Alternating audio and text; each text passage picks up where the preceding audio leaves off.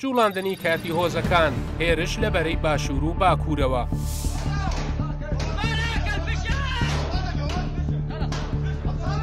پلانی سووریا و تورکایە بۆ کۆتایی هێنان بە ئیدارەی خۆسەر، بەڵام ئۆجالان و واشنگتۆن پلانەکە ڕوبەڕووی ئاستەنگ دەکەنەوە. یەکەم هەنگاوی پلانەکە دروستکردنی ئاژاوەیەکی ناوخۆییە لە دێرە زوور، ئەوەش تەنها لەبەر پێکاتە کۆمەڵایەتیەکەی نییە، بەڵکو دەرهێنانی دەوڵەمەندترین ناوچەی سووریایە بە وزا لە ژێردەستی هەسەدا. ئەو پلانە وا دەکات هەسەدا ناچار بێت بەشێکی زۆری هێزەکانی بۆ سەرکوتکردنی ئەو ئاژاوەیە تەرخان بکات، ئەمەش بەرەکانی بەرگری هەسەدە لاواز دەکات. هەنگاوی دووەمی پلانەکە هێرشی دمشقە لە باشوور و ڕۆژاواوە لە ژێرناوی گەڕاندنەوەی سەروەری دەوڵەت.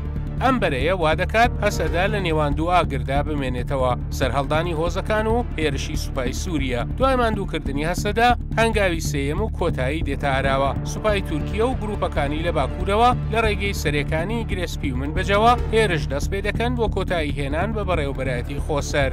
پلانەکە چەند ئاستەنگێکی جددی لە بەردەمدایە، لەوانە بوونی هێزەکانی ئەمریکایە لە ناوچەکە، ناردنی پەیامێکی ڕوونی واشنگتۆن بۆ ئەنقەرە و دمشق لە ڕێگەی پەسەندکردنی پەکێجێکی نوێی هاوکاری بۆ هەسەدا، جگەلەوە هەڵوێستی ئیسرائیل کە ئەگەری هەیە هەر جوڵەیەکی سوپای سووریا کاتە ئامانج ئاستەنگێکی دیکەیە.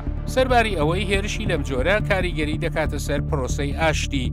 هەروەها ئۆجالان ڕۆژاوای کوردستانی بە هێڵی سووری خۆی داناوە، داواشی لە هۆزە عەرەبەکان کردووە پشتی کورد و هەسەدا بەرنەدەن.